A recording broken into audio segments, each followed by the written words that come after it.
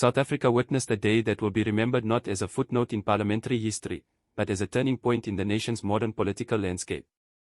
What began as an ordinary parliamentary debate spiraled into one of the most chaotic and consequential political confrontations of the decade, an event that exposed the deep fractures, tensions, and frustrations pulsing through the country in 2025. In a single afternoon, the National Assembly transformed from a forum of debate into a battleground of competing visions, clashing ideologies, and erupting emotions. This is the story of that day, and the far-reaching consequences that followed. The National Assembly has long been known for its spirited exchanges and lively arguments, but what happened on this day surpassed anything witnessed in recent years. The chamber erupted into pandemonium when opposition MP Mkhwanazi delivered a stunning and unprecedented demand, the immediate arrest of President Cyril Ramaphosa, right there on the parliamentary floor. His voice echoed through the room and across the nation as cameras rolled live, capturing every moment of the shocking declaration. The demand sent an electric shock through Parliament, freezing some MPs in disbelief while jolting others into a frenzy of shouting, cheering, and outrage.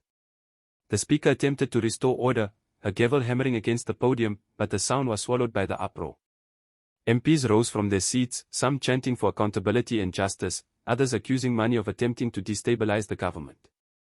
Within seconds, the National Assembly, a symbol of South Africa's democratic processes, had dissolved into near chaos. The sense of disorder and disbelief was palpable. It was a moment that underscored not only the political tensions within the chamber but also the deep anger and weariness simmering across the country.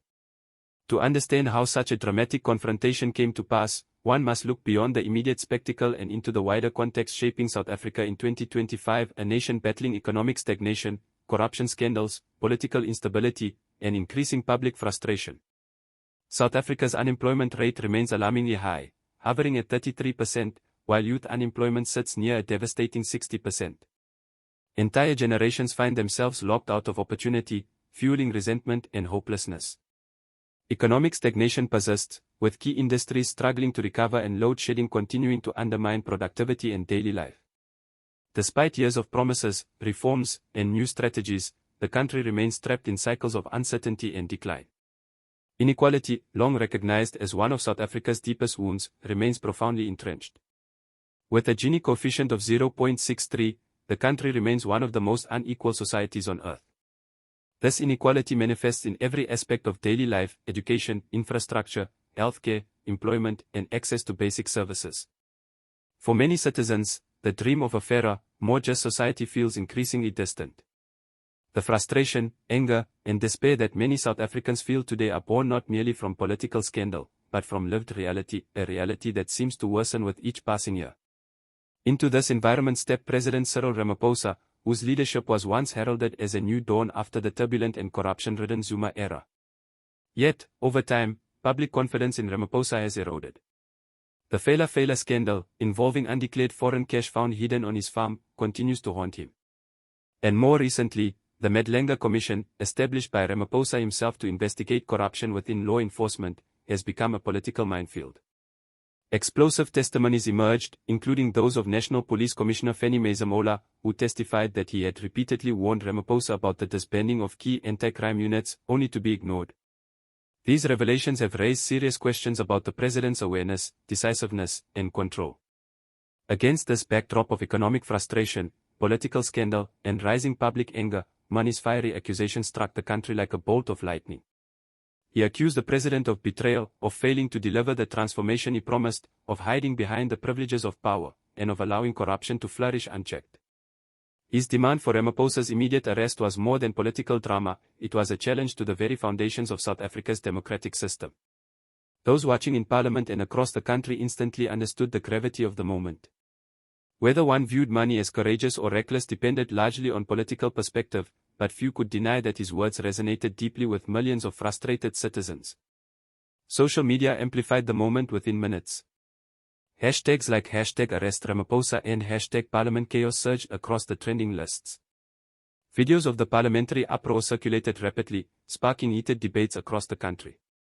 Political figures such as Julius Malema and Gayton McKenzie quickly seized the opportunity to escalate the outrage. McKenzie even suggested, without evidence, that an international arrest warrant for the president was imminent, feeding into the collective appetite for accountability. Across South Africa, conversations erupted. In bustling taxi ranks, university lecture halls, township shebeens, corporate boardrooms, and rural villages, people argued passionately about whether money had spoken truth to power or attacked the foundations of the democratic system. Some viewed him as a voice for the people, someone who had finally said what many had only whispered. Others condemned him as a provocateur whose reckless actions could destabilize a fragile political environment. Inside the ANC, panic rapidly spread. Senior party leaders publicly condemned Mani, labeling his actions a dangerous attempt to undermine the government. They emphasized that Ramaphosa was working to navigate the country through unprecedented domestic and global challenges. Supporters highlighted the president's recent plans to channel our 49.3 trillion in pension funds into infrastructure development as evidence of his ongoing commitment to revitalizing the economy. Yet despite efforts to shift the narrative, the optics of the event were disastrous. The image of an MP calling for the president's arrest inside parliament is a wound that does not heal easily. Behind the scenes, advisors urged Ramaphosa to project confidence and control, to dismiss the moment as political theater.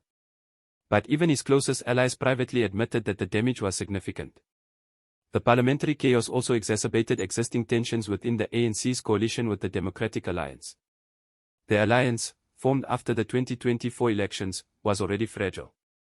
Previous conflicts, including the DA revolt in June, when Ramaphosa dismissed a deputy minister while protecting ANC allies accused of corruption, had strained relations.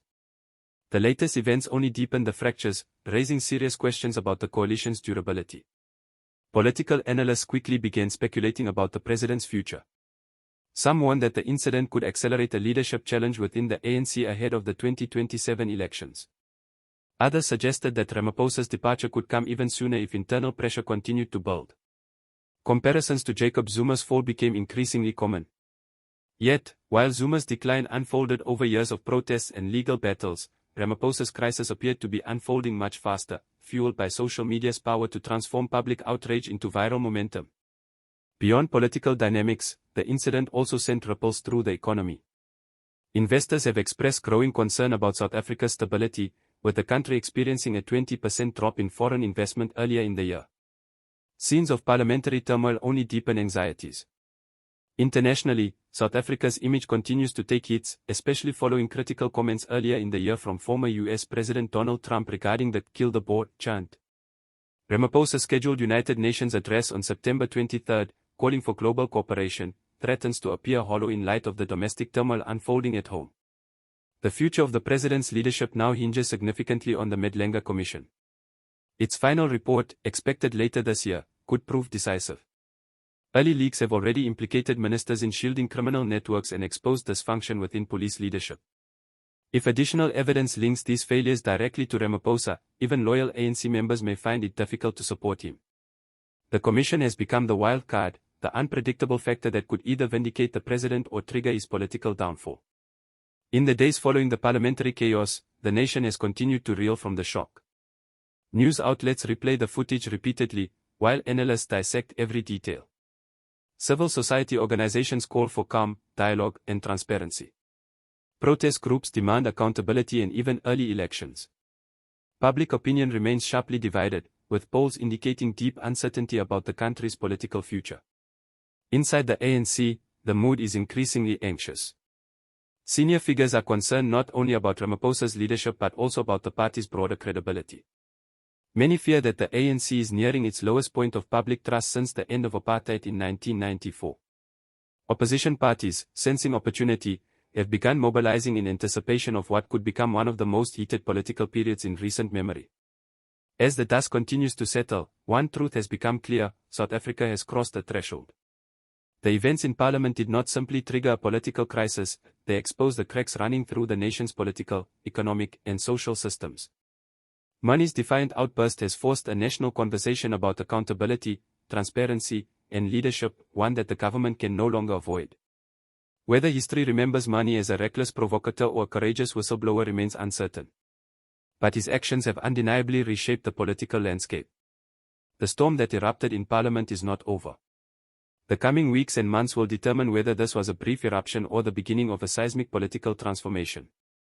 South Africa now stands at a pivotal moment. The decisions made in the immediate future, by leaders, institutions, and citizens, will determine whether the nation moves toward renewal or deeper instability.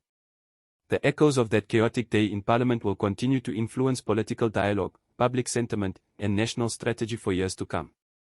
Whatever comes next, one thing is certain: the South Africa that existed before this moment is not the South Africa that exists now.